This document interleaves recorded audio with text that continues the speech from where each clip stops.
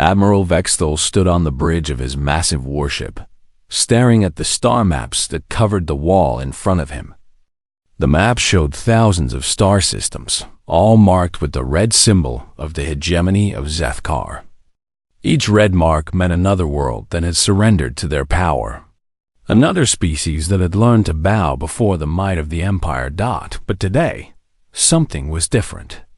A small yellow dot blinked on the edge of the map, far out in what they called the spiral arm of loneliness. It was a place where no intelligent life was supposed to exist. The scouts had been wrong before, but this time the energy readings were too strong to ignore. "Sir," called out Lieutenant Crixel from his station, "the science teams have finished their analysis. There is definitely faster-than-light travel happening in that sector. The energy patterns are strange, though. Not like anything we have seen before."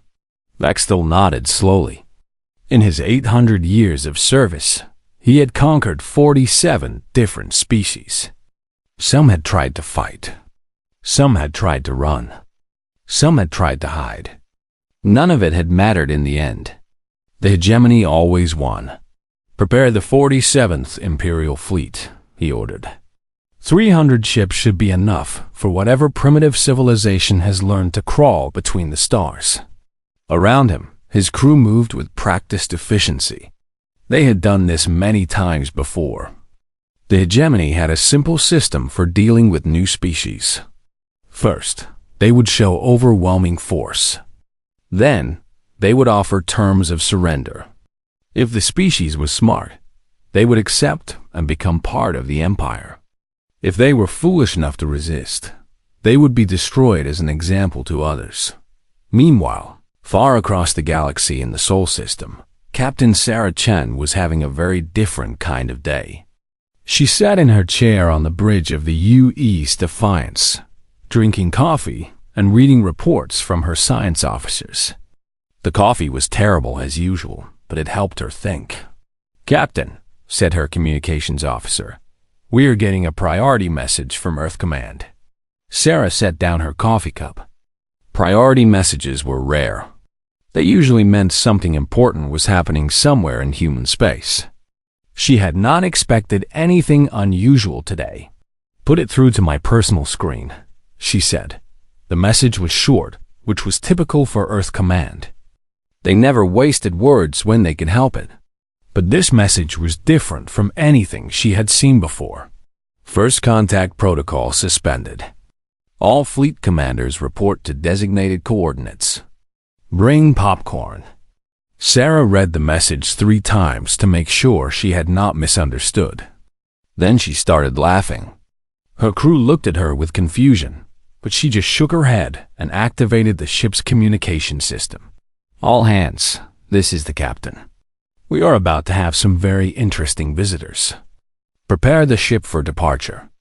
And someone please tell the galley to make sure we have plenty of snacks ready." Within hours, 12 human ships had gathered at the coordinates Earth Command had specified. They were not particularly large ships by galactic standards. The biggest of them, Sarah's own Defiance, was only about 200 meters long. Compared to the massive warships that some species built, they looked almost tiny, but appearances could be deceiving. Each ship in the human fleet was packed with technology that would have amazed most galactic civilizations. More importantly, each ship was crewed by humans who had been preparing for this moment for longer than anyone realized. All ships. "This is Admiral Torres on the Prometheus," came a voice over the fleet communication channel. "I hope everyone remembered to bring something to eat. Our guests are going to be here soon, and this might take a while." Sarah grinned as she listened to the chatter between the ships. Her fellow captains were placing bets on how long it would take for their visitors to figure out what was really going on. Someone had started a pool on whether the aliens would try to negotiate or just start shooting right away. "My money is on shooting first," said Captain Rodriguez from the Valiant. "Most species seem to think that is the best way to make friends." "You are probably right," replied Captain Kim from the Horizon. "But maybe these ones will surprise us." As the human fleet waited, They received regular updates from their long-range sensors. The approaching fleet was massive. 300 ships, each one the size of a small city. It was the kind of force that could destroy entire star systems if it wanted to. But instead of fear, the human crews felt something else entirely. Excitement. They had been waiting for this day for decades. Earth scientists had been watching the galaxy for a long time, studying the various species and their technologies. They knew about the hegemony of Zethkar. They knew about their tactics and their weapons. They knew about their history of conquest, and they had prepared accordingly.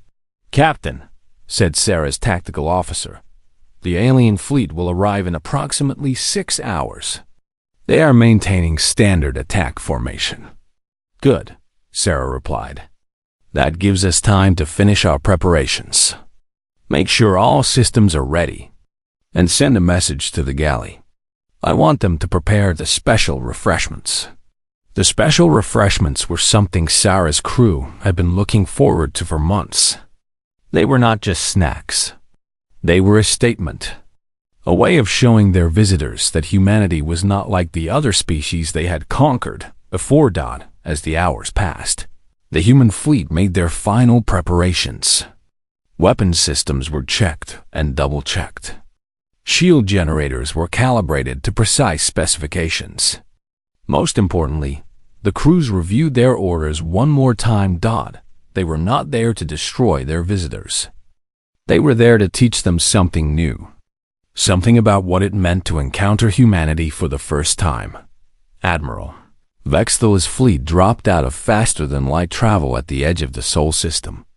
His sensors immediately detected the small human fleet waiting for them near the 4th planet. He studied the readings with growing confusion. 12 ships. Only 12. Against his 300 dreadnoughts. "Sir," said his tactical officer, "should we begin the standard intimidation protocols?" Vexthal stared at the tactical display. In all his years of conquest, he had never encountered a species that met his fleets with such a small force. It was either supreme confidence or complete insanity. He was about to find out which one it was. Admiral Vexthal activated the long-range communication system from his command chair. The massive view screen in front of him displayed the tiny human fleet, still maintaining their position near the 4th planet of their star system. He had delivered this same speech to 47 different species over the centuries. The words came easily to him now. "Attention, primitive species of the Sol system," his voice boomed across space. "I am Admiral Vexthal of the hegemony of Zethkar.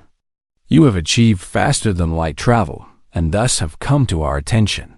By the ancient laws of galactic order, you have 3 choices." He paused, as he always did, to let the weight of his words sink in. Most species use this time to panic, to send desperate messages between their ships, to realize just how hopeless their situation had become. "First, you may surrender unconditionally and submit to integration into our empire.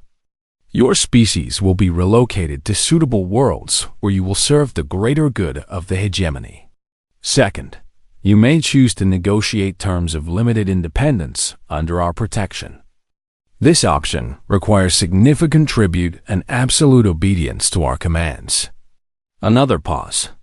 On his tactical display, he could see that the human ships had not moved. They were not scrambling to defensive positions. They were not trying to retreat. They were just sitting there, as if they were waiting for him to finish talking. "Third, you may choose to resist. In this case, your species will be eliminated as an example to others who might consider defying the natural order of the galaxy. You have 24 standard hours to respond. Choose wisely." Vexthal closed the communication channel and settled back in his chair. Now came the waiting period. Some species responded within minutes, usually with desperate pleas for mercy. Others took the full 24 hours, often trying to buy time while they evacuated their most important worlds. But he did not expect to wait long. The human fleet was so small so obviously outmatched that their leaders would surely see reason quickly. 12 minutes later, his communication officer looked up with confusion. "Sir, we are receiving a response from the human fleet." "Already?" Vexthal was surprised. That was remarkably fast, even by the standards of species that surrendered immediately. "Put it through." The message that appeared on his screen was unlike anything he had ever received before. Instead of formal diplomatic language or desperate pleas, it was written in a casual, almost friendly tone. "Hi there. Thanks for the heads up about the whole conquest thing.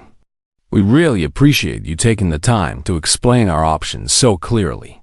We have talked it over, and we have decided to go with option number 4. Vexthal stared at the screen. Option number 4? There was no option number 4. He had only given them 3 choices. As was traditional Dodd, the message continued. "We would like to meet you at the coordinates you have so thoughtfully provided. Do not worry about bringing snacks. We have got this covered. We are really looking forward to it." At the end of the message was something that made Vexthal question whether his translation systems were functioning properly. It appeared to be a small pictograph of a smiling face. "Lieutenant Crixel," he called out, "are our translation systems working correctly?" "Yes, sir," came the reply. "All systems are functioning within normal parameters."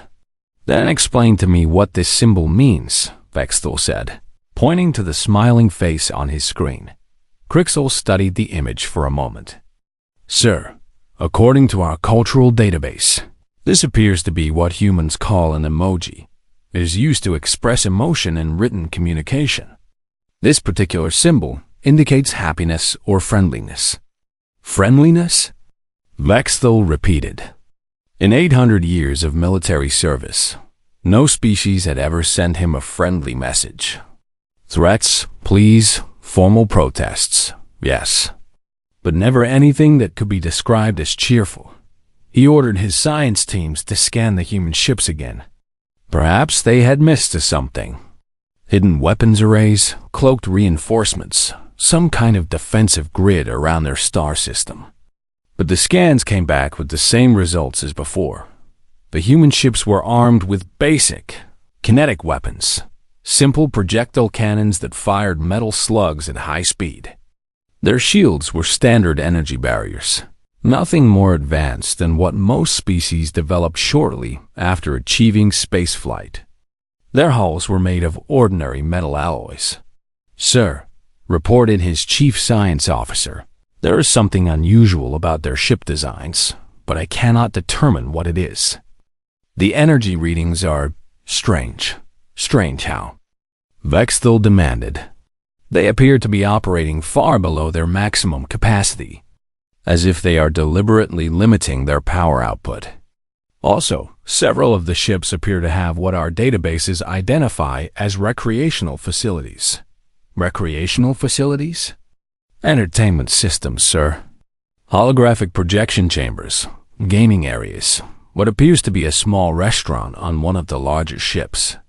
Vexthal felt a headache beginning to form behind his eyes. Who brought restaurants to a space battle? On the bridge of the U East Defiance, Captain Sarah Chung was having a much better time. She and her crew were watching the alien fleet on their main view screen while sharing a meal of sandwiches and fruit. The galley had done an excellent job with the special refreshments, including several varieties of popcorn with different seasonings. "Captain," said her communications officer, "we are receiving multiple scan attempts from the alien fleet. They seem to be having trouble understanding our ship configurations." "That is not surprising," Sarah replied, taking a bite of her sandwich. "Let them look all they want. They will figure it out soon enough." Her tactical officer looked up from his station. "Ma'am, should we begin moving toward the engagement coordinates?" "Not yet," Sarah said. "Let them get comfortable first. Admiral Torres wants to make sure they have time to get their entire fleet into position before we start the demonstration." Around her, the crew continued their preparations with an almost casual efficiency. Weapon systems were brought online, but set to their lowest power settings. Shield generators were activated, but configured for maximum flexibility rather than raw defense. Most importantly, the ship's advanced coordination systems were synchronized with the rest of the human fleet. What the aliens did not realize was that they were not looking at 12 independent ships. They were looking at 12 parts of a single, integrated fighting force that had been designed specifically for this moment. "Captain," called out her science officer, "long-range sensors show the alien fleet is beginning to move into attack formation. They will reach the designated coordinates in approximately 4 hours." "Perfect," Sarah replied. "That gives us time to finish our meal and make sure everyone is properly briefed on the plan." She activated the ship's internal communication system. "All hands, this is the captain. In a few hours, we are going to meet our new friends for the first time. Remember, we want to make a good impression. This is their introduction to humanity, so let us make sure it is memorable." As the human fleet made their final preparations, Admiral Vexthal found himself growing more confused by the hour. The humans were not acting like any species he had encountered before. They showed no signs of fear, no desperate attempts to call for reinforcements, no last-minute attempts to negotiate. Instead, they seemed to be treating the upcoming encounter like some kind of social gathering. "Sir," said his tactical officer, "our long-range sensors are detecting unusual activity in the human fleet. They appear to be cooking food." Vexthal closed his eyes and counted to 10 in the ancient language of his people. He was beginning to suspect that this was going to be a very unusual day. The two fleets faced each other in the empty space between the 4th and 5th planets of the Sol system. Admiral Vexthal studied the tactical display with growing unease. His 300 massive dreadnoughts formed perfect attack formations, their weapons powered and ready. Each ship was a kilometer long and carried enough firepower to destroy a city. Across from them, the 12 human ships looked impossibly small and fragile. But what bothered Vexthal most was not their size. It was what his sensors were telling him about their crews. "Sir," reported his science officer, "the humans appear to be having some kind of celebration. We are detecting increased activity in their recreational areas.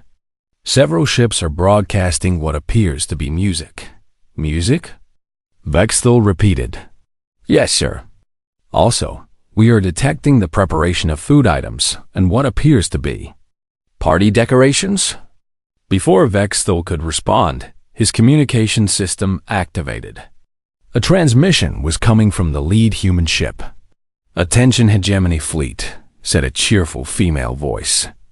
"This is Captain Chun of the United Earth ship Defiance.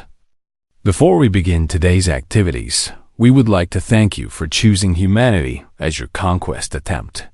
We know you have many options when it comes to subjugating primitive species, and we appreciate you selecting us."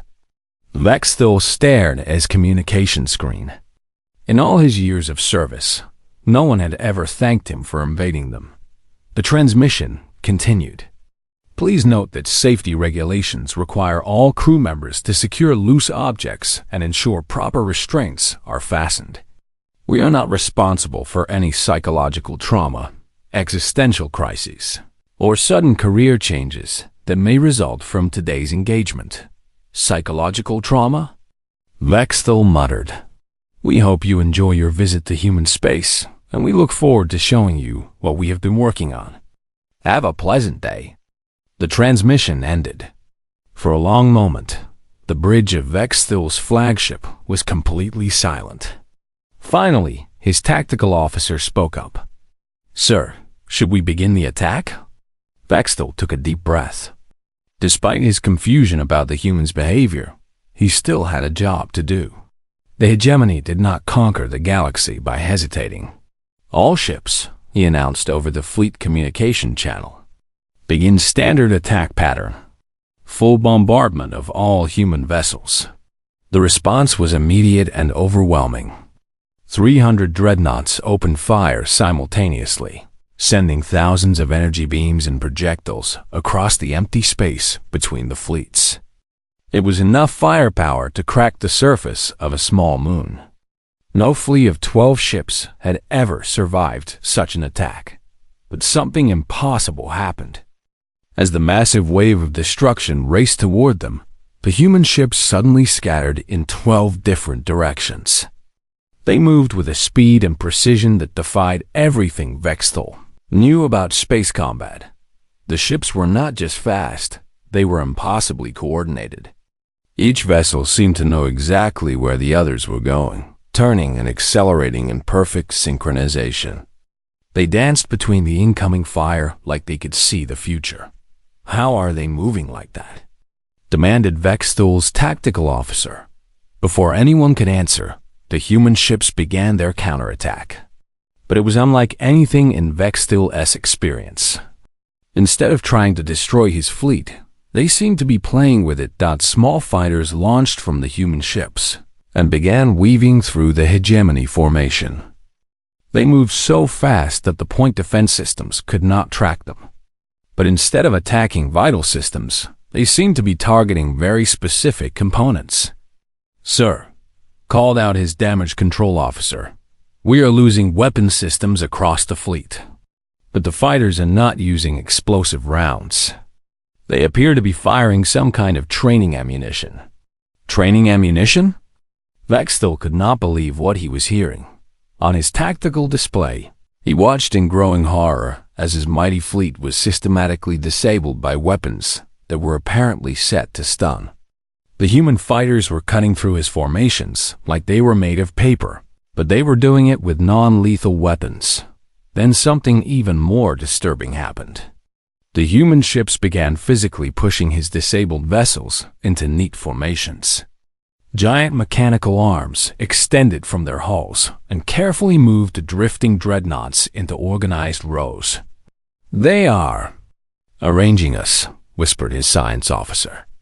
"Like we are toys." Vexthal's communication system activated again. The same cheerful voice from before filled his bridge. "Admiral Vexthal, this is Captain Chun again. We wanted to let you know that we are currently operating at approximately 3% of our fleet's actual capability. We thought it would be rude to end this too quickly, so we decided to take our time and enjoy the experience." 3%? Vexthal stared at the tactical display. The human ships were dismantling his fleet with casual efficiency, and they were barely even trying.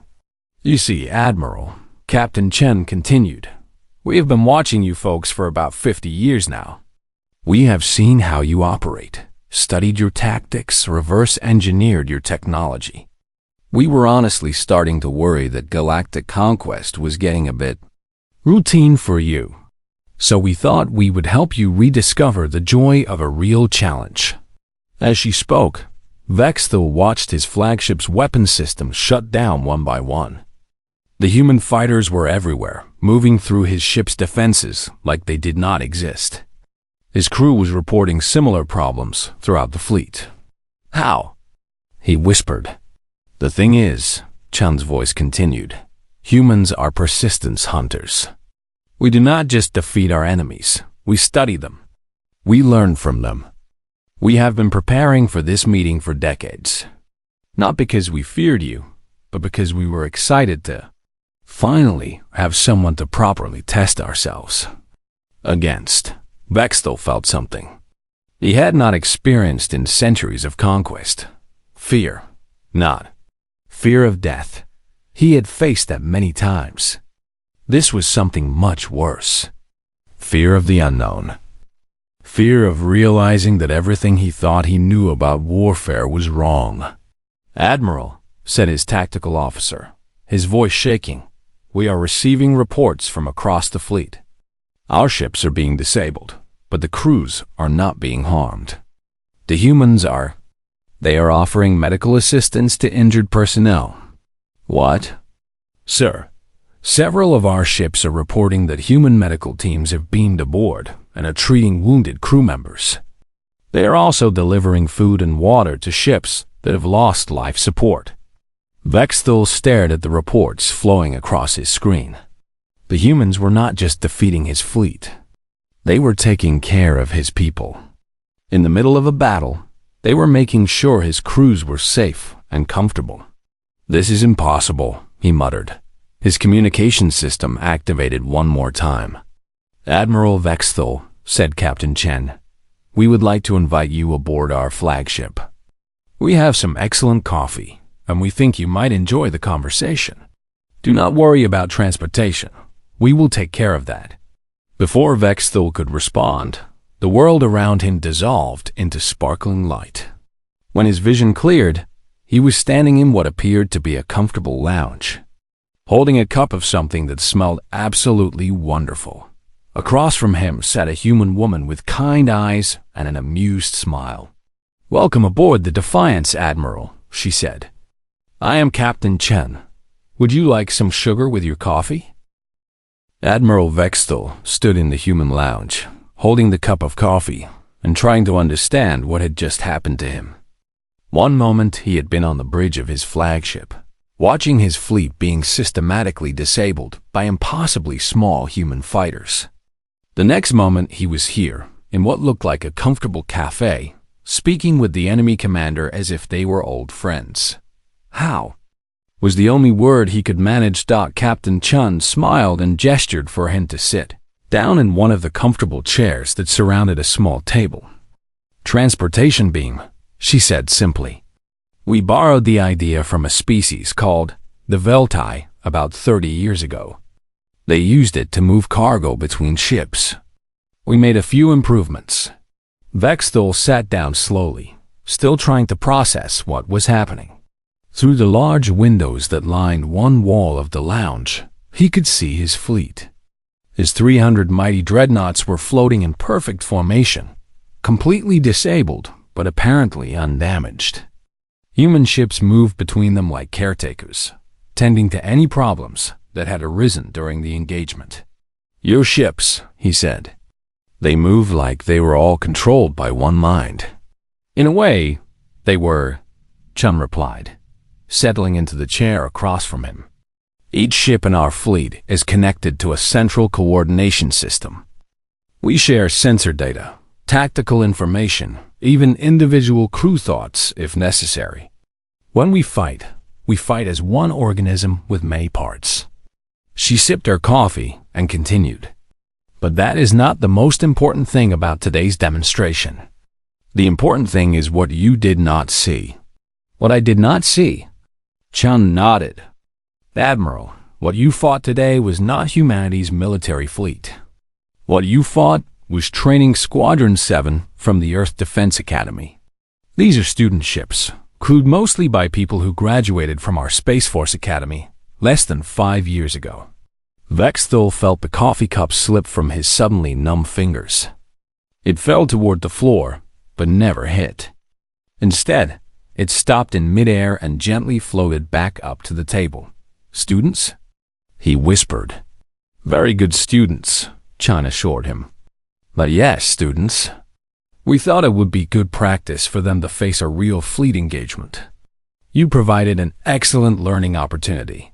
The Admiral stared at her. "If those were students, then where is your actual military?" Chen's smile became slightly mysterious. "Right now? Most of them are about 50,000 light years away, exploring what lies beyond the edge of this galaxy. They have been gone for about 15 years now. Occasionally we get messages from them about the interesting things they have found out there." She touched a control on the table, and a 3-dimensional star map appeared in the air between them. It showed the local galaxy, with thousands of systems marked in different colors. But beyond the edge of the galaxy, in the vast darkness of intergalactic space, there were other lights. Other galaxies, with thin lines connecting them to points of light that moved between them.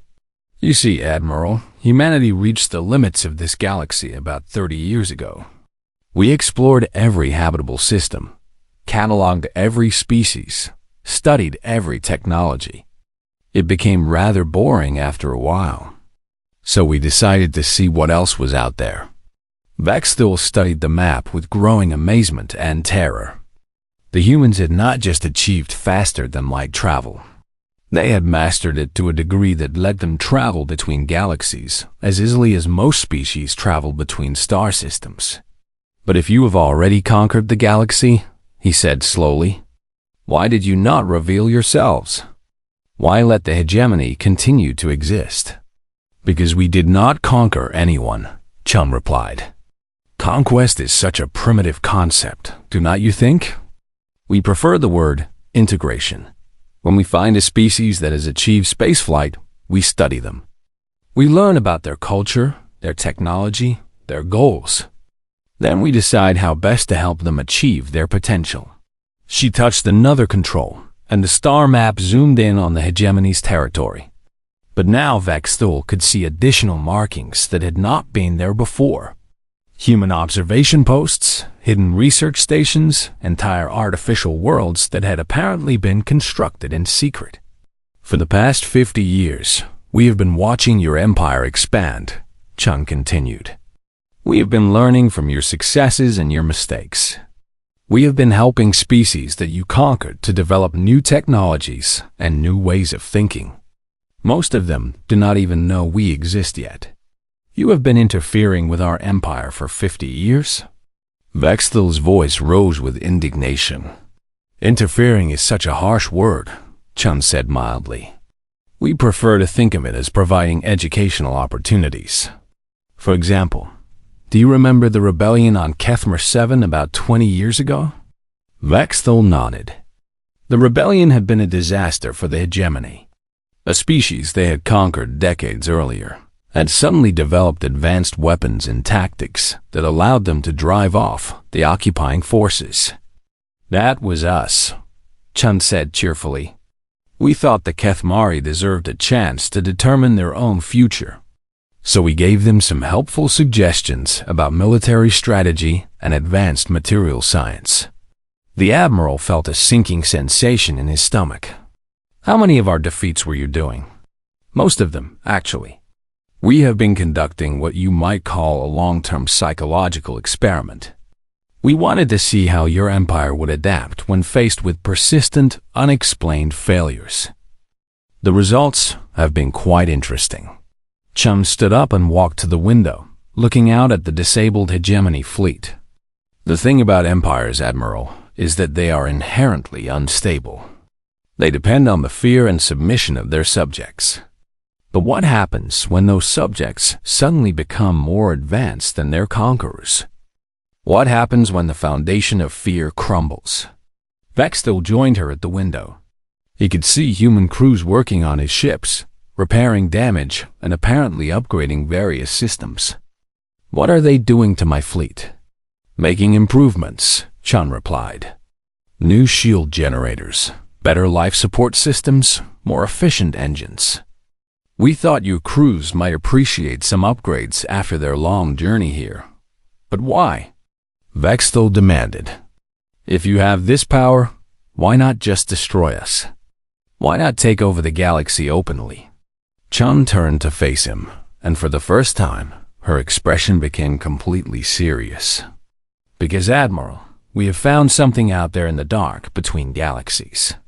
Something that makes our little disputes here seem very small by comparison." The star map reappeared, but now it showed much more. Dozens of other galaxies, with lines of communication stretching between them. And in several of those galaxies, there were dark areas where the lights of stars had gone out. "There are things out there that make the hegemony look like children playing with toy ships," Chun continued. "Ancient civilizations with technologies we can barely understand. Some of them are friendly. Others are not." She touched the dark areas on the map, and Vexthul could see that they were expanding, slowly but steadily consuming entire star clusters. "We are going to need all the help we can get, Admiral. Every species, every technology, every creative mind we can find. We cannot afford to waste time with petty conquests and empire building when there are real threats approaching." Vexthul stared at the map, beginning to understand. You want us to join you. We want you to evolve, Chun corrected. To become something more than conquerors. To become partners in something much bigger than anything you have ever imagined. Through the window, the Admiral could see his flagship. Its weapons had been completely rebuilt, and its hull gleamed with new armor plating. But more importantly, he could see his crew working alongside human technicians, learning new technologies and sharing their own knowledge. What happens now?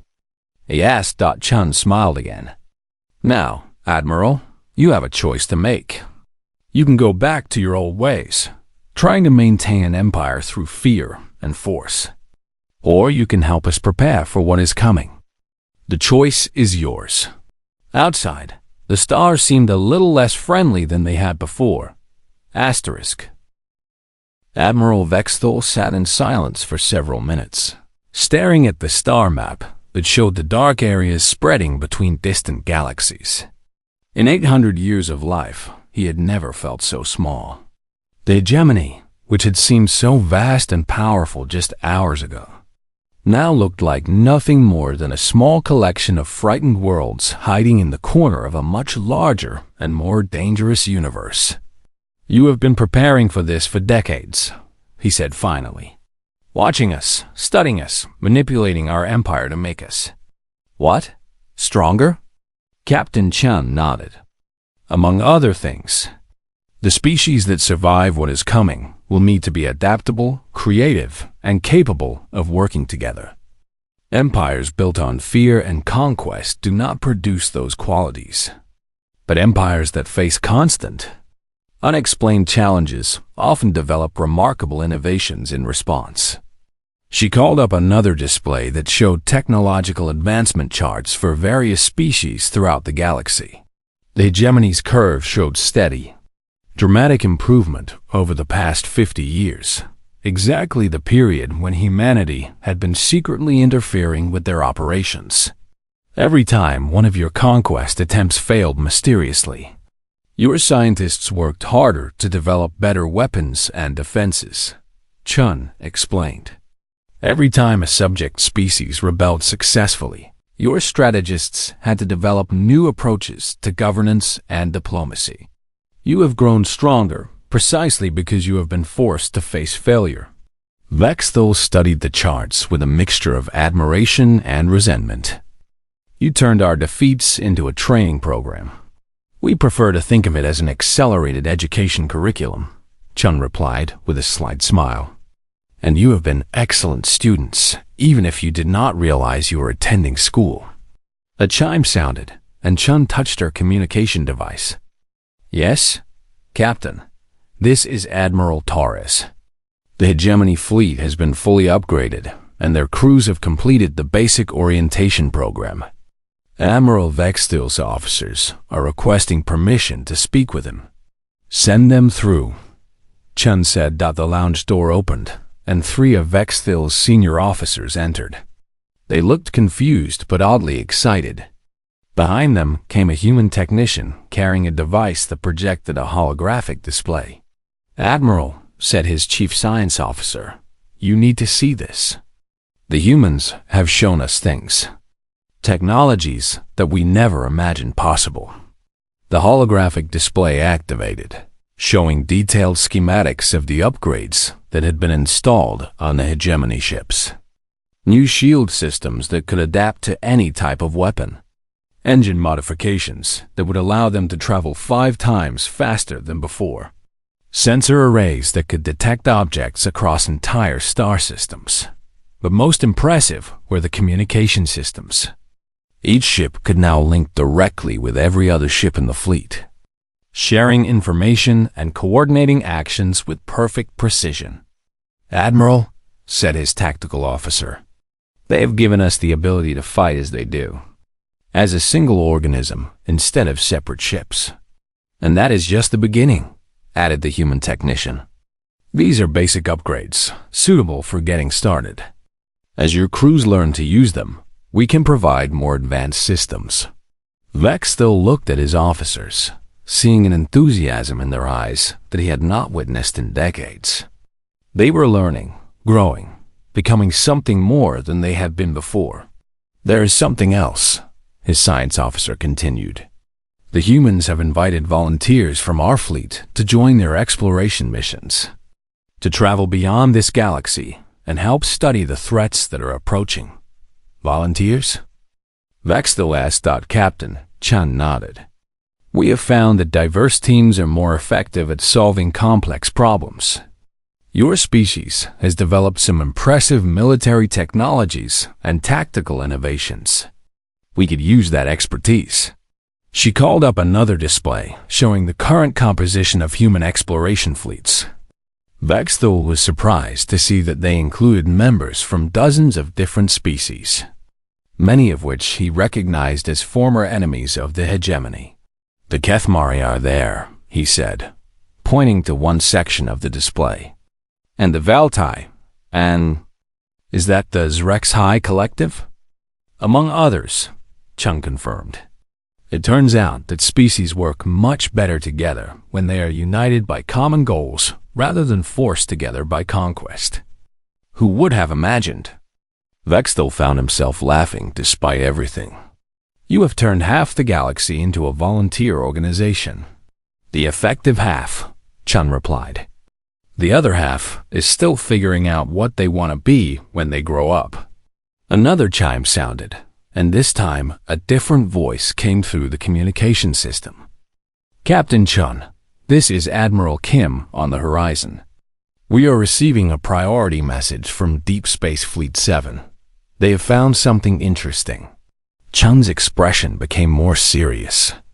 "Put it through." A new holographic display appeared, showing a distant star field. But this was not like the maps they had been looking at before.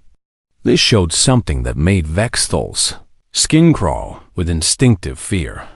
The stars in the display were arranged in perfect geometric patterns. Straight lines, precise angles, mathematical curves that could never occur naturally. And moving between them were structures so large that they dwarfed entire solar systems. "This is Commander Rodriguez reporting from the intergalactic survey ship Magellan," came a voice from the display. "We have encountered what appears to be a constructed galaxy. Repeat, we have found a galaxy that has been artificially arranged by an unknown intelligence. The engineering involved is beyond our current understanding." Captain Chun studied the display with obvious concern. "How far away?" "Approximately 2 million light-years and closing. At current rate of approach, contact with our galaxy's outer spiral arms is estimated in roughly 5,000 years. Vexthal stared at the impossible structures in the display. "That entire galaxy has been built?" "So it appears," Chun replied. "And it is not the only one. Our deep space fleets have found 3 similar constructs in different directions. All of them appear to be approaching inhabited galaxies." She turned to face Vexthal directly. "This is why we need partners, Admiral. This is why we cannot afford to waste time with conquest and empire building. Challenges like this require the combined knowledge and creativity of every intelligent species we can find." The Admiral looked around the room at his officers, at the human technicians, at the displays showing impossible alien constructs moving through the darkness of intergalactic space. Everything he had thought he knew about the universe had been wrong. The hegemony was not a mighty empire. It was a small community of primitive worlds that had barely learned to leave their home. Star systems dot, but for the first time in centuries, he felt something he had almost forgotten. Hope. "What do you need us to do?" he asked. Captain Chun smiled. "Help us learn. Help us grow. Help us prepare for what is coming. Most importantly, help us make sure that when those constructed galaxies arrive, they find a universe full of friends working together instead of enemies fighting each other." She gestured toward the window, where the hegemony fleet hung in space alongside the human ships. But now they did not look like conquerors and conquered. They looked like allies preparing for a greater journey. "The choice is still yours, Admiral. You can go back to your empire and continue trying to rule through fear, Or you can help us build something better. Something strong enough to face whatever is approaching from the dark. Vex still looked out at his fleet, now upgraded and improved beyond his wildest dreams. He thought about his officers, excited about new technologies and possibilities they had never imagined. He thought about the volunteers who would join the human exploration missions, traveling to distant galaxies to study threats and opportunities that dwarfed anything the hegemony had ever faced. "I think," he said slowly, "it is time for the hegemony to learn some new ways of doing things." Captain Chun nodded and raised her coffee cup. "Welcome to the real galaxy, Admiral. Try not to lose your sense of humor. You are going to need it." Outside the windows, human and alien crews worked side by side, preparing for challenges that would test everything they thought they knew about survival, cooperation, and the infinite possibilities that waited in the spaces between the stars. The age of conquest was ending. The age of exploration was about to begin, and somewhere in the darkness between galaxies, ancient intelligences took notice of the small spiral arm, where several primitive species had just learned to work together. The real adventure was just getting started. Asterisk.